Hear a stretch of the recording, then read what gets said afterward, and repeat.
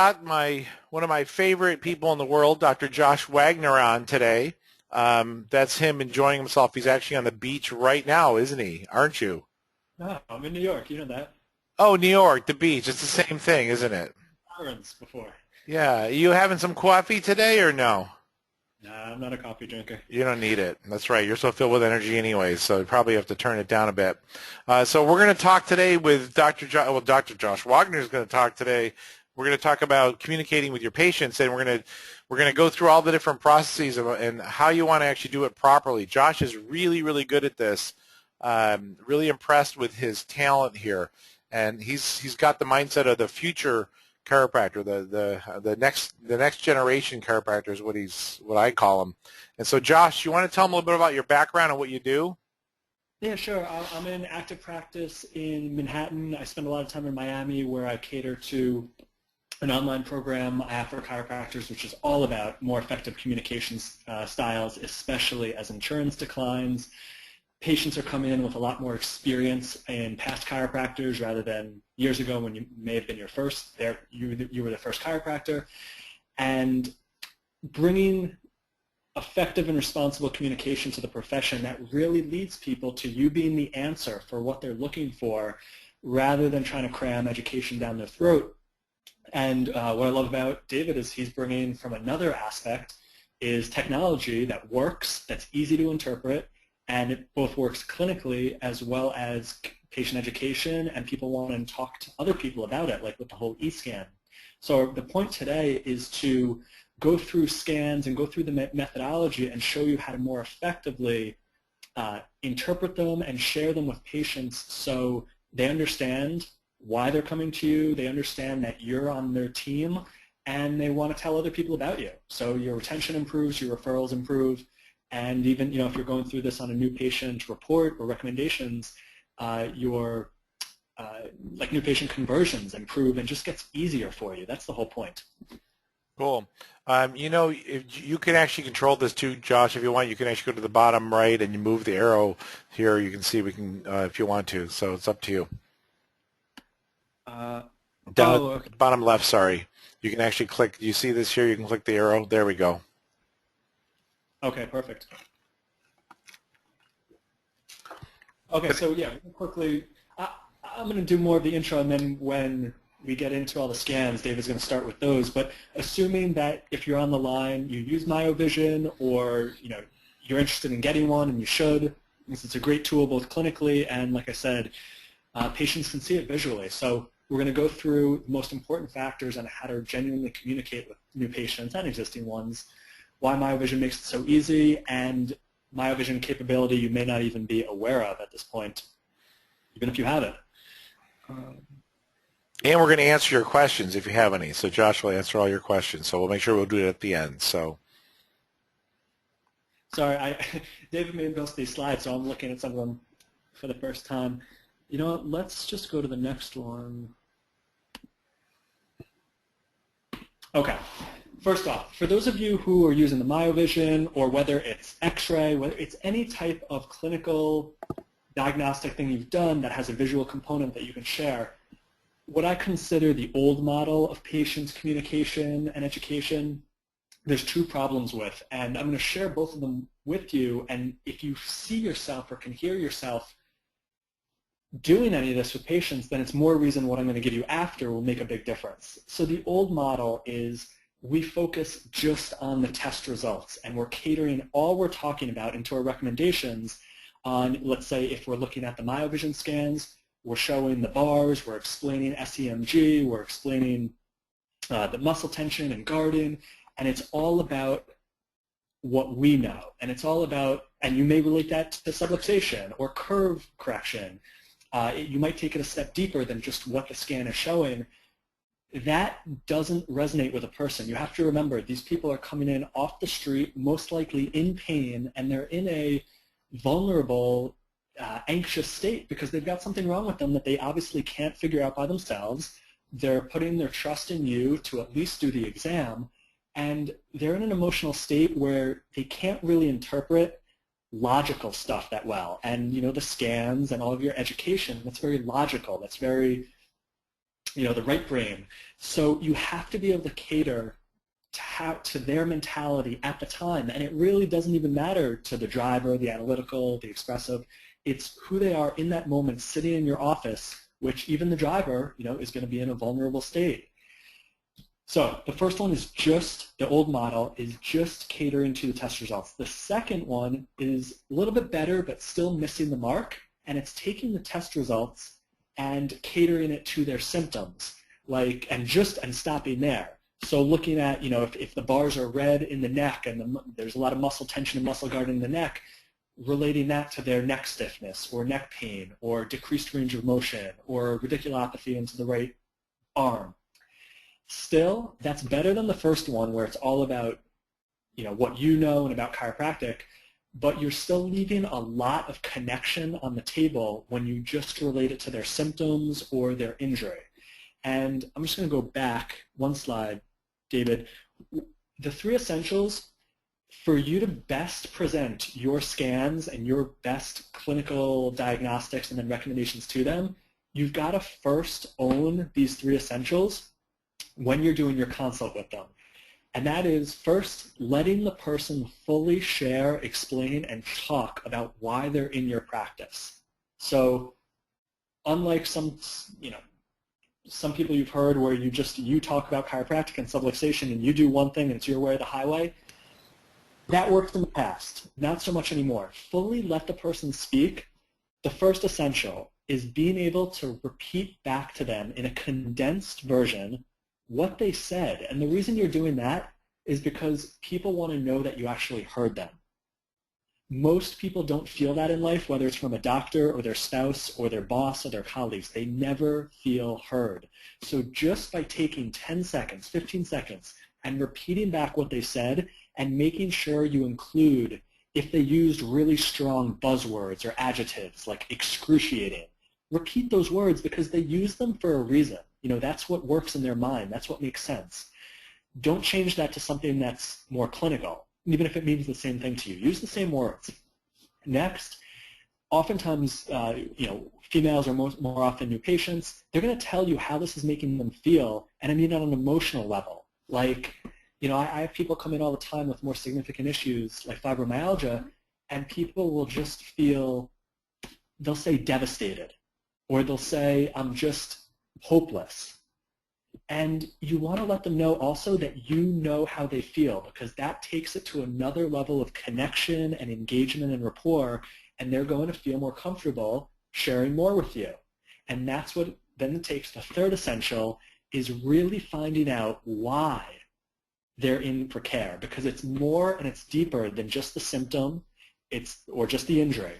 So if a woman has headaches or if a woman has sciatica, it may be getting in the way of her doing her weekly workouts and exercise, which impacts her ability to lose that extra 10 pounds, which makes a difference with how she feels when she looks in the mirror and in front of her husband or if she's single. And there's always another layer of the onion to find out, what is this injury, pain, symptom, subluxation, however you see the body and the spine, doesn't matter, it works for any kind of doctor and mentality.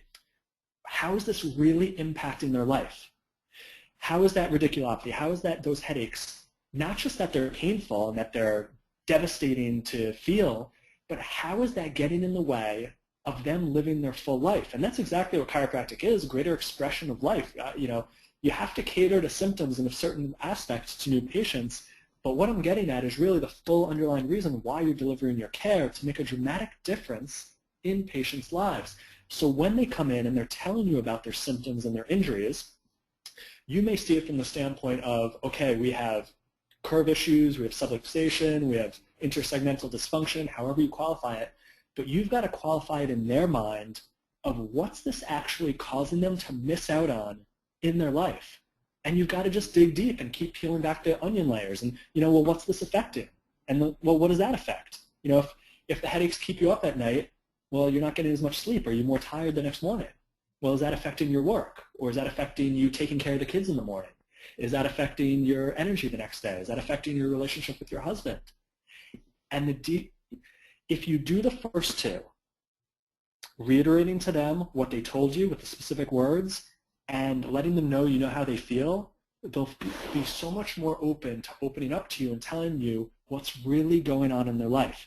And the reason I'm sharing this with you now is because when you know that, that's the new model of really data-driven patient communication, because you're going to connect the data, which again is so out of this world for them. They're not going to truly understand it even after 10 times, but you're connecting what you know as the clinician and as the trusted leader in the relationship. You're connecting the data to what's missing in their life and what they're really not having right now because of their symptoms. So that's the third model. That's really this new era, new model of communication. You can't make it just about chiropractic jargon. You can't stop at just relating it to their symptoms. You've got to go deeper and relate it to what's missing in their life, what they really want. And that's why they're coming to get this pain away or get this injury resolved. David, you still there?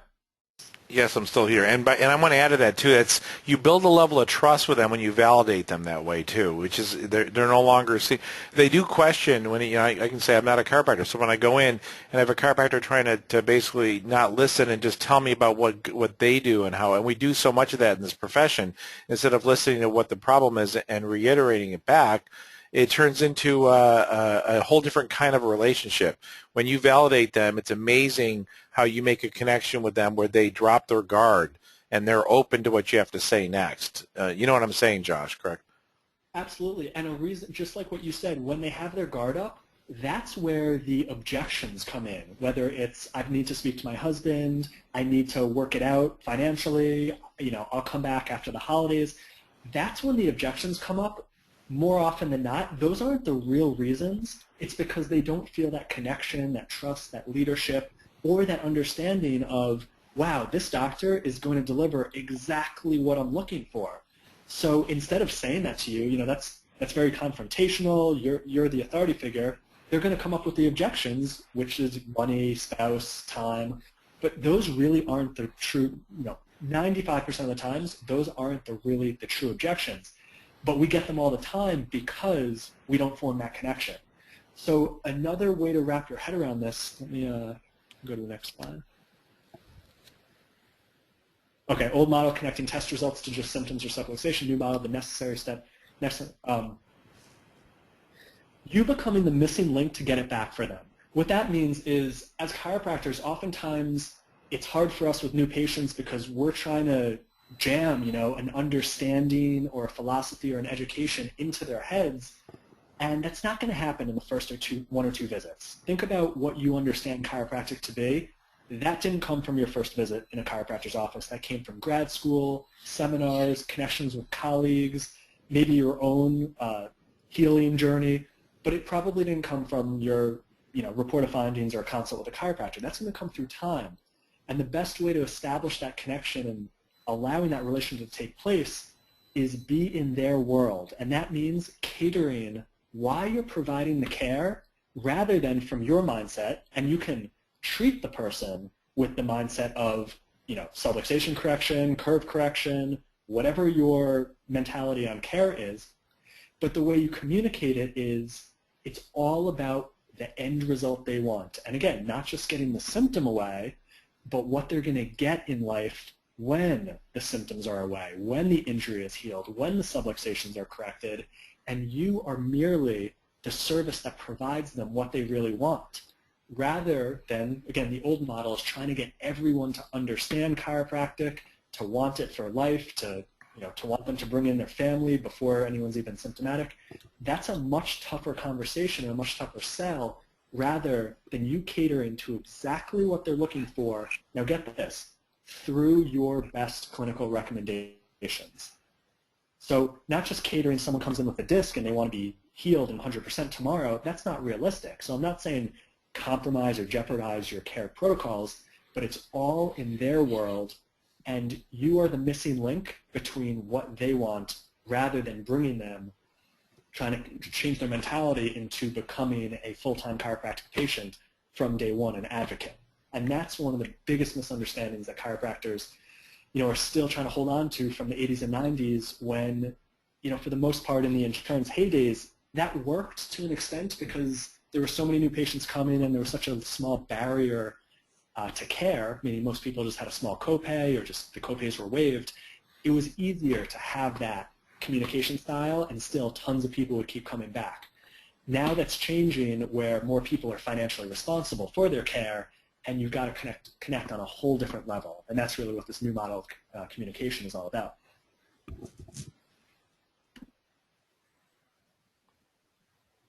And David, anything coming back up from your perspective of what you think people are thinking? No, I think it's great stuff. I remember, you bring this up, but I remember one of the patients in particular, and I was in an office where we did the MyoVision test on somebody, this patient, and he had been a patient for months, and it was exactly what you're describing. Correlation does not imply causation. I mean, the fact that that happened in the 80s doesn't necessarily mean it was the right way to approach it. But I remember him saying it was like this aha moment for all the docs. There were probably 6 docs in the room at the time, and 6 chiropractors, and he said to them something really interesting. He said, you've been talking to me about this sub thing. I mean, this is like months later. You've been talking about this sub thing for months now. I have no idea what you're talking about. I'm basically saying I'm here for me. And he said that, the test results on the screen, that's me on the screen, he said.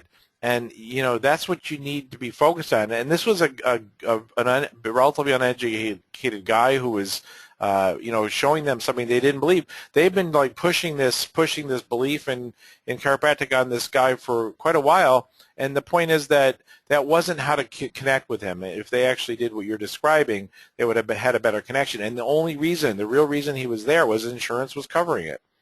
And so, right. It's a big reason why, we want to listen to this.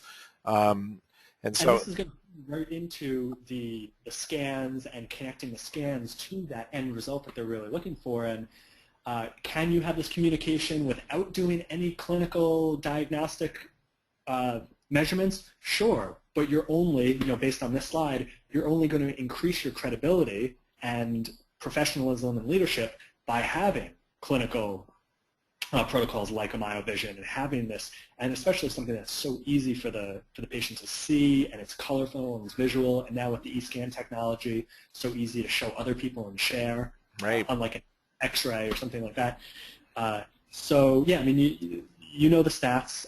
We've positioned ourselves at the bottom of the healthcare credibility totem pole, which is unfortunate. And the only thing you can do is in your practice make a difference with every new person you see.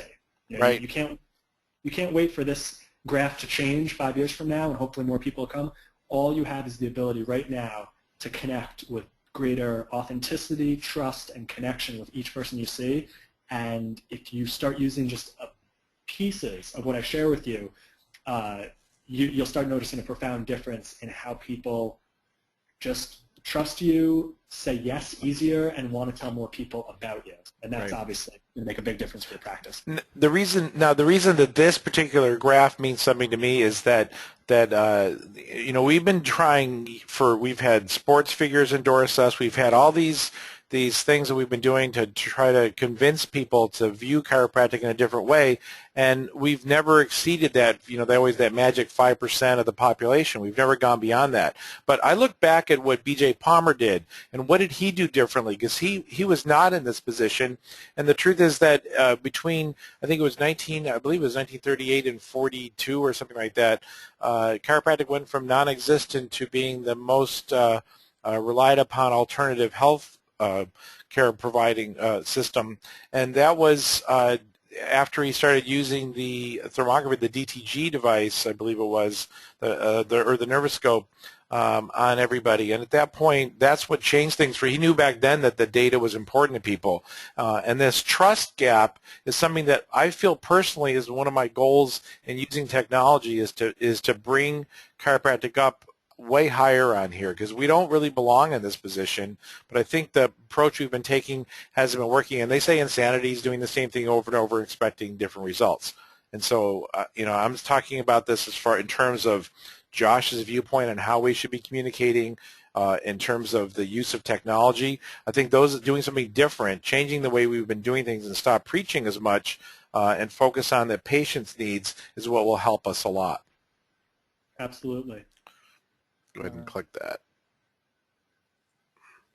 Now, one of the things that, as far as this goes, and Josh, I'm putting this up here. No one really wants to see it, or in some ways, but why is it the MD is up at the top of there, way above us? And one of the reasons is that when every time they make a statement, when they make statements about, the cardiologist says, hey, we've got a problem with your heart, they have some data to support their position. So it actually allows us to trust them better because we've all become so data-driven in the society. There's just no way around it. And to get, Josh, how do you feel about chiropractors in bringing technology into their practices? Is it an important thing? Do you think that this is relevant? Yeah, absolutely. For the reason you just said, because everything is data-driven, everything is now more evidence-based, whether that's insurance reimbursement or just the person's perception of seeing numbers and charts on a graph. It's just more credible. Yeah, and so one of the things I found really funny as a race car driver was when I went to have an alignment done, and when I reached the point where I saw my mechanic bring out, and this was interesting, this is like a model for us to look at how we engage in care. I went in to see the wheel alignment specialist. He showed me this graph showing the wheels, that pre-adjustment with the red, and I was just like laughing, looking at the MyoVision stuff, going, oh my God, is this not the exact same thing? And the question here was, by looking at this over on the left-hand side where it's a pre-adjustment, it showed these reds, do you think I was going to question whether I should engage in care for my vehicle? Of course not. I was like, go ahead, let's get started now. So the point is, this led me to actually make a decision, a clinical decision, to make sure my car was well cared for. But the truth is, if he told me, instead of this, he gave me his opinion that he thought that the wheels were out of alignment and he could fix it, I'd go, well, maybe I'll check with someone else first, or there was no immediacy there. The data itself is what led that to it. To make a decision to engage in care. And the same applies obviously in practice. And to follow up on that, he didn't need to describe what the negative 1 degree 59 or negative 2.48 meant. It's like you don't have to dive in that technical, because people don't need that. They see the big picture, and that's what's great about the MyoVision scans, is you don't need to go so in depth into the detail, because the picture speaks 1,000 words. Which is huge. One of the things I have to bring up with everybody, everyone wants to dive right in with the test and explain to the patient the results, like instantly. And I've tried to teach in these classes, don't say a word. Literally bring it up on the screen, and it is absolutely amazing. I know, Josh, you've seen this. It happens a lot with the EMG, too. The thermography works well, but the EMG, because they can feel their muscle tension. It's amazing how many patients will start telling their spinal story the second they see the graph. So your first response is to want to talk, don't. Literally say nothing. Let them look at the graph and let them start talking to you about what that means to them. It's amazing how well that works. Let's move on here. So anyways, as far as what we're doing with this, just so you understand the basics, if they ask these questions, one of the things I do is with the EMG, I'll actually put it on their masseters and have them tense up their jaw muscles, or put it on their forearm flexor and have them make a fist and relax, so you can actually see their voltage go up and down. The masseters is kind of fun to do. Is you put it on their jaw and have them like tense and relax, so you can see the results on the screen going up and down before you do the test. But it's basically a voltmeter which measures muscle guarding, muscle response, and it's a summation of all the depolarizations that occur. It's not measuring temperature. So when people say that, that's thermography, which is also a great tool, but the EMG is measuring muscle activity, and it's measuring the compensation for subluxation. So these bars, the length of the bar is proportional to muscle activity. The longer the bar, the more muscle tension, and the arrows point the direction of imbalance, the percent difference left and right. The EP stress score is a sum of all these readings. This has become a very valuable measurement because you use it as a baseline and you can see the changes over time, but it's a sum of all these electrical readings you see about the spine, and it's summed up into this EP stress score, which you can see pre and post over time. So here's a good point. I'll add in some of what I was sharing earlier, more applicable to now that we have a scan in front of us. Obviously, see, top right around the right shoulder is the strongest muscle guard in the 15.2, 95%. Obviously, people can see this. What I was sharing earlier is you take this and you don't dive into the fact that C6 may have the most segmental dysfunction or most muscle guarding, because you know what, the person doesn't even know what that means or C6 is. You Right. don't even go to the next level where, okay, that that right shoulder, back of the shoulder region maybe is where they feel the most muscle tension or discomfort. You can start there, but you don't stop there. You go forward to what is most affected in their life because of the issue they're coming in with. And this right here, this is a chart explaining that or verifying that. And either when we get that EP stress score down below, I don't know what the normal range is, hypothetically under 120, under 100, whatever it may be, and we get those bars closer down, that's when they're going to be able to pick up their grandchildren. Yes. Not have in the middle of the night, not show up to work exhausted, not be so frustrated with their spouse because they're in so much pain. So you connect this to really what's going on in their life, and that's going to make such a difference for the person above and beyond just the symptoms or trying to get them to understand chiropractic or subluxation. Yeah, one more thing I want to add to this. This week I got 3 emails this week from people that have become chiropractic patients. I could forward these on to anyone. It's hard to believe, but this is what actually happened. This test was done at a screening on this woman who had never seen a chiropractor once in her life, and I've seen this happen so often, I'm just used to it, but she emailed me and she said, I want to thank you for inventing this. I would have never seen a chiropractor. Let me explain what the process in her head was. She explained it to me. She said when he showed me this, he said, when was the last time you had your spine checked or something like that? And she said, what do you mean by that? And he goes, do you have any issues at all? And she goes, no. Well, he tested her, and she had all this muscle tension up here in the upper thoracic and the neck. And she goes, wow, I've forgotten about that. But, yes, that's real. And what do I do about it? Well, what was interesting in her mindset, I said, well, tell me what happened. Why did this lead to seeing the chiropractor? She said, well, he established something very credible to me that was real by using this machine, which made me trust him. So this data actually is what led her to actually say, well, this guy must be credible since he's showing something going on inside my body. Josh? No, absolutely. And so not only does the technology work, and that makes sense to the patient, but it was catered to what's going on in her life, not in a patient's mind. If you're all just trying to connect it back to subluxation, they probably never heard that term. They never heard it from their medical doctor. We're already coming from the bottom of the barrel in credibility. Like, that's a big, again, trying to fill that gap from the first couple of visits, not saying someone can't evolve to that understanding and then through care get a better understanding of what we're actually doing. But in the beginning, that's not the best route to go to. Just focusing on the chiropractic jargon. And to add to that, the coolest thing about it was her words were this is 2 months later, she told me how this was. She goes, I am a big believer in chiropractic now. So that's where, so she went from not even knowing what it is to, it is credible based on this, to that now she's a believer in that place you wanted to take her from the beginning. She got there through this. It helped get her to that point through this. Now she actually does believe in it. It's not just it solves that one problem for her, gets rid of the pain. She's a believer in it for her overall health, because her overall health and her life has changed dramatically.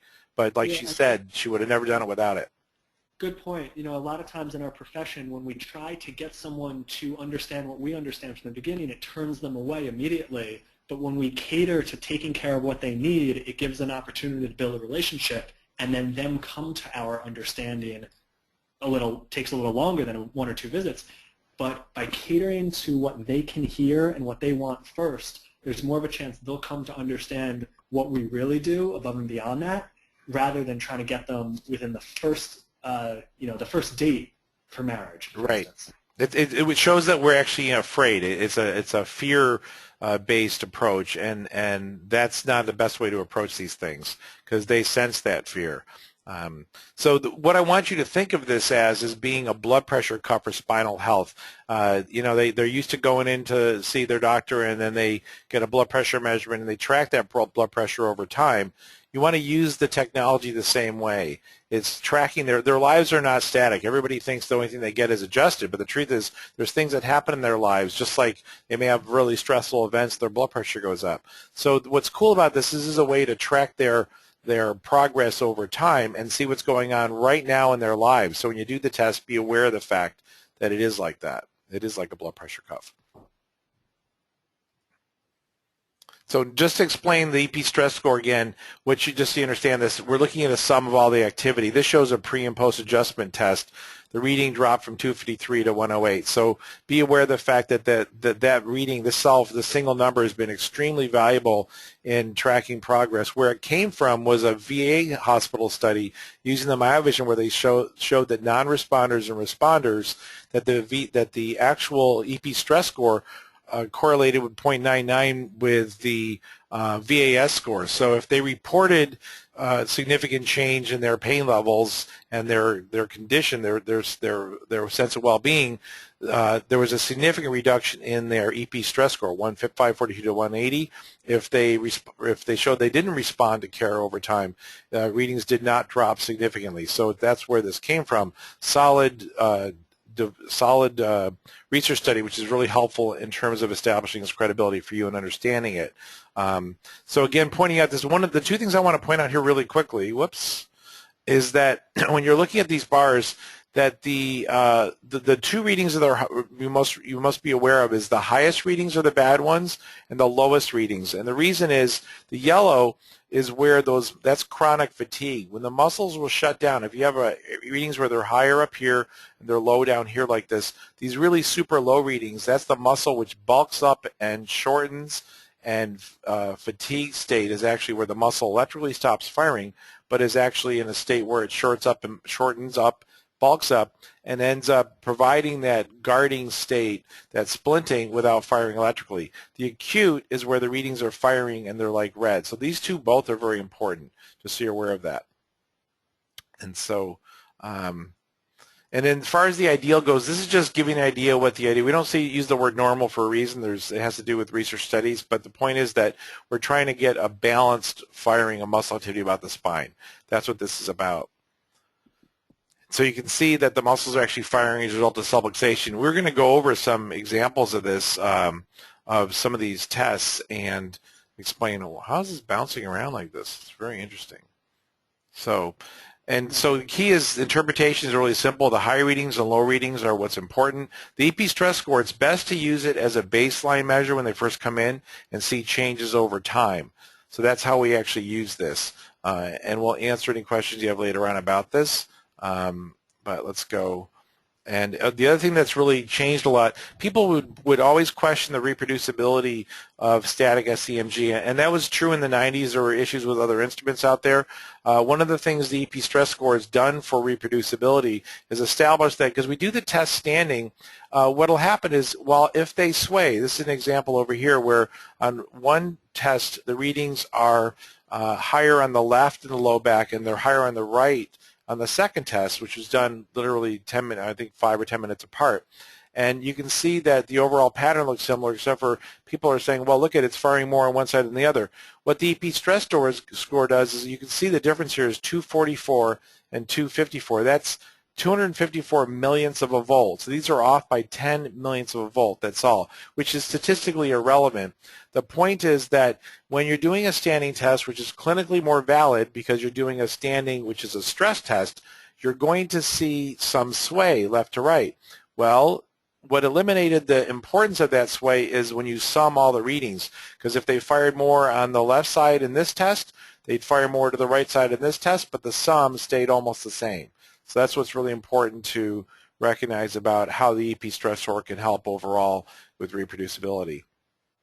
And here are our progress over time. There's basically two situations you're going to see.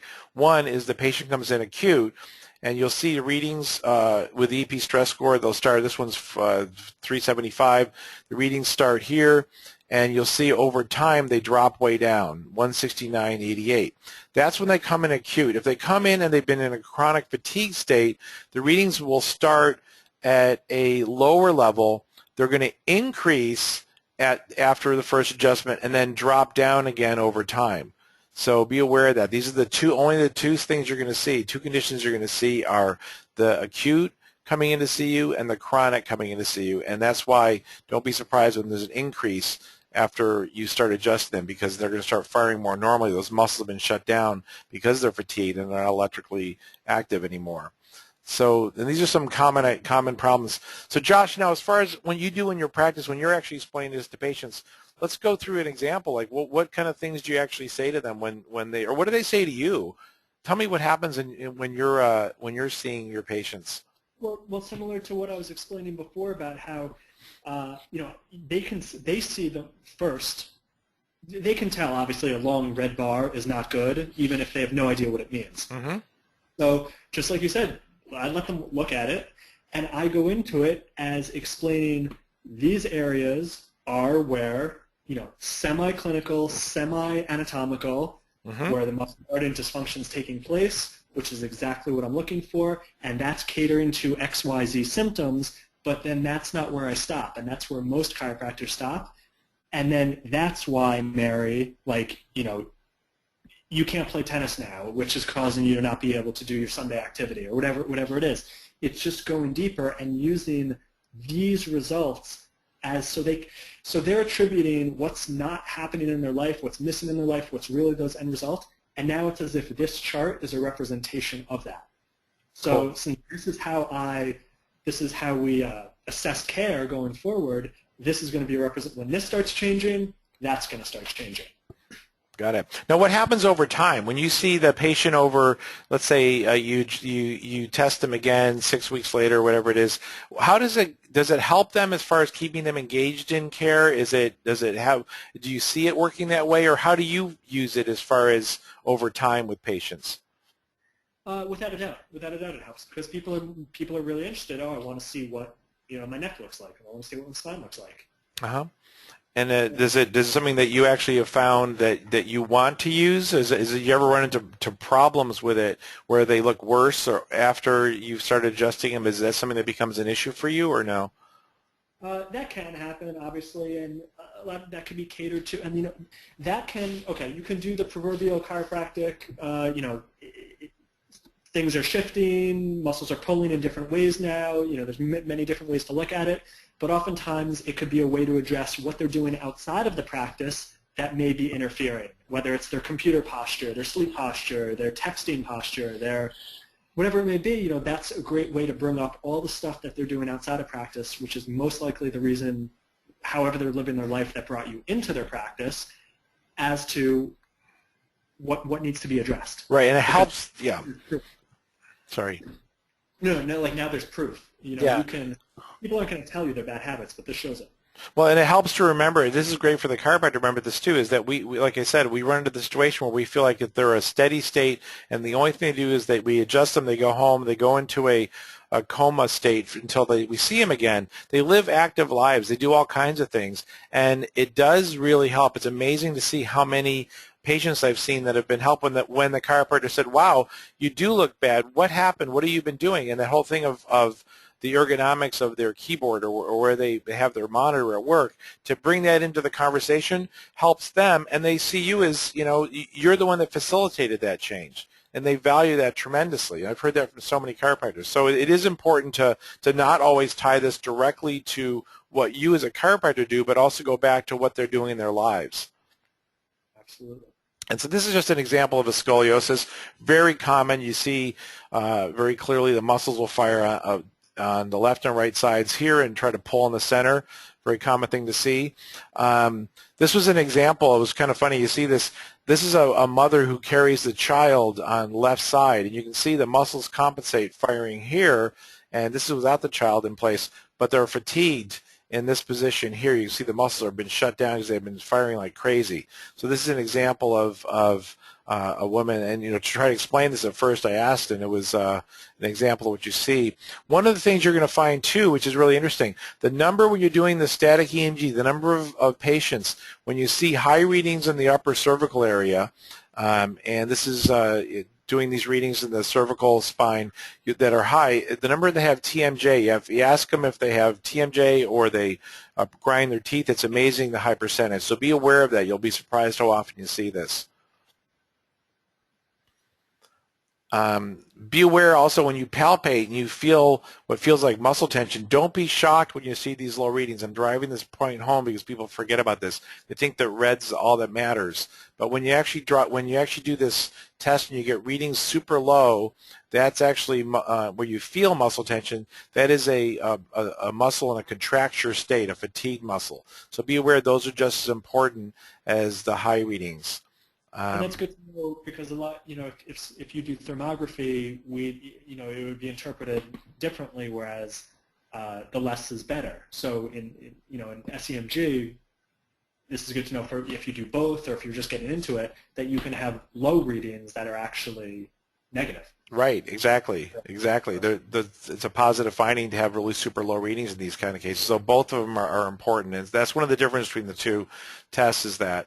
Also, you're going to see this on a continuous basis these days. This is where the discussion comes up, that ergonomics discussion comes up, where you become their hero, is the number of patients that you see with this high firing in the upper thoracic spine. Unbelievable how many have head forward position. And obviously that's the head forward that leads to all the stress in this area. And so great to bring that discussion into it. And a good one to cater to what's really important in the person's life. For females, if they have that hump starting to form in an older female, that's the last thing any female wants, is to be that old lady who's got, hunched over and the humpback.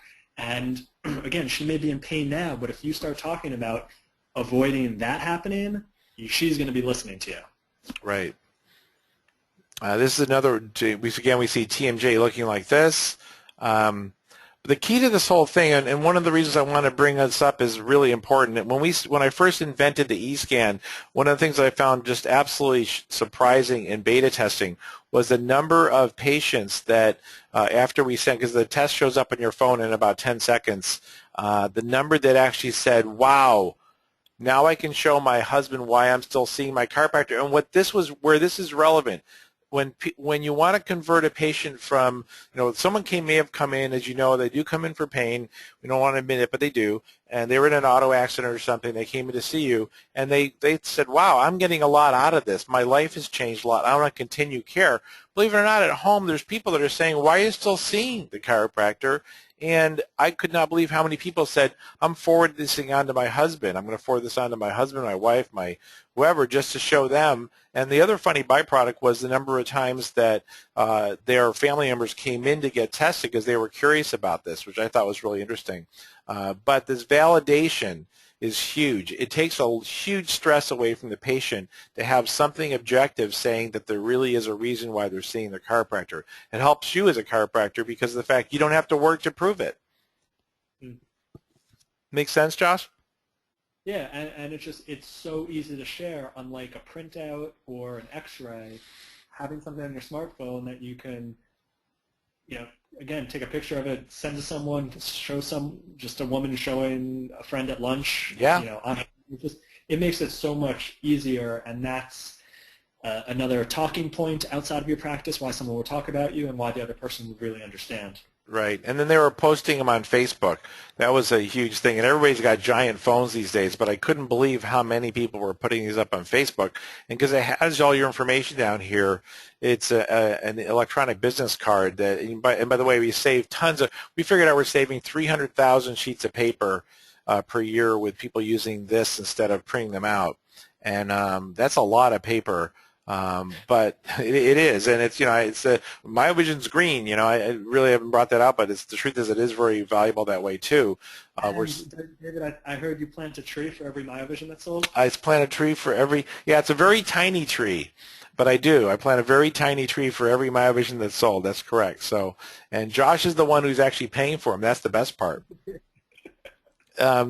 This E-Biz card thing is kind of neat. The validation for friends and family is really huge. And that the other thing I want to bring up is the instant reinforcement of your message. The studies show clearly that they only remember, and Josh, I know you know this, that they remember about 10-15% of what you said when they walk out the door. They forget it. Now, the change that occurred when you actually sent them a visual reinforcement for what it is you said is unbelievable. It increases that percentage significantly. Yeah, and good point. So they're not gonna remember really anything that you said. as much as you hope they do. It's not you, it's not them, it's just the mind and how people understand communication, but they are going to remember how you made them feel. You know that saying, people don't care what you know, but they want to know how much you care? They're going to remember how you made them feel, and that's going to be a bigger determinant whether they want to talk to someone else about you and then share, well, who is this chiropractor? What does he do? And that's when they'll share the scan. So it's you have a great tool that they can show people, but are they going to talk about you if they didn't feel great about you? And part of that is, are you listening to them and communicating in a way where they trust you and know that you have their absolute best interest in mind? Josh, you brought up something before, which I want you to drive this point home. You brought up before what people are really looking for. When they refer someone to you, they themselves, what is it they get out of it? What is it they were looking for? Do you remember this? Well, I don't think I brought it up earlier in this No. conversation. It's admiration. People, think about why you refer someone to a movie you loved or a restaurant you loved. You're not getting the kickback. You don't know the owners. You're doing it because you are confident they're going to have an amazing experience seeing that movie or at that restaurant, and you were the reason that they got that experience. So they're going to attribute it back to you. They want that validation, that admiration, that credit. Same thing's going to happen when you're giving people an amazing experience in your office. People want to tell other people about it above and beyond just results. Everyone Mary knows her friend Susan can get her back pain or headaches or like basic understandings that everyone has. Results, that doesn't mean that's why they refer. And I'm sure you experience that. You get great results with most of the people you see, but they're all not referring people in. You need to get great results, but that's not the underlying reason people refer. Right, exactly. And we're going to answer your questions here in a second. We're almost done with this presentation. We got quite a bit of questions here. So one of the things is, Josh, tell them about what you do yourself as far as the perfect patient funnel. Let's discuss that a little bit. Perfect patient funnel. If you go to it, you can get a lot more of what I've talked about here, just a little more in depth, and so you can recordings, so you don't have to. You can listen to it over and over, and it's great communication strategies for 2015 plus going forward that work especially in a non-insurance dependent model. And I have an online program for chiropractors where you get different strategies that really aren't being taught or preached in the profession, in all new patient marketing strategies, new patient communication strategies, referral strategies, all of that. And you can see all that at Perfect Patient Funnel. So it's really simple. You get it all at your computer. It's a very simple way to get new strategies and connect with me and then put them into your practice regardless of your technique, philosophy, or practice style. Right. It's great stuff. And again, it's a new paradigm. And again, the whole definition of insanity thing applies here. And where I'm connected to Josh is that he is presenting a whole different viewpoint on this. And I value that tremendously because it really does work. Let's go through some of the questions here. And let's see here. Let's go to... I can't see them, unfortunately. You can't see them? Okay, yeah. let me see if I can. You can just say them, then if it's something that I can answer, I'll answer. Yep, hold on a second. Let's go in here and... All right, so let's go through some of these questions. Let's go up here to first one. Yes, they can hear us. Yes, the webinar will be available. It'll be recorded. It'll be available, and you'll be able to see that. It'll be online by tomorrow. And let me see. Using the EP stress score for the cervical only, I would recommend that you do the EP. You could use it for the cervical only if you wanted to, but I like using the quick screen procedure where you do the cervical and lumbar both because it's more data. The more data, the better. But what you do is, again, you'd use it over time, and using that test over time is the trick. And so the way that you would do that, as an example, if you pull up the software, you could actually see in a test, as an example, you can pull up a pre and a post and look at them over time. And the trick is that with one open here, let's go to some Let's go up to the top here and we'll pull it up. I'll show you an example of this. Let's see. Like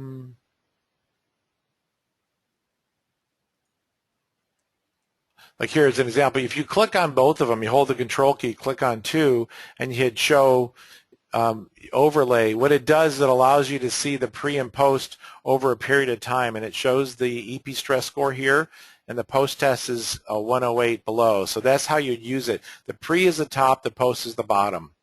Okay, but you could do it with cervical only, but again, it's for over a period of time. And the number itself doesn't mean as much. It's more like for that particular person, that's where they start. There we go. Yes, you can contact us after the webinar. If you have questions, you can always email David at myovision.com. Josh, what's your email address? Easiest is doctor@drjoshwagner.com. Got it. Okay, so let's see if there's any other questions here.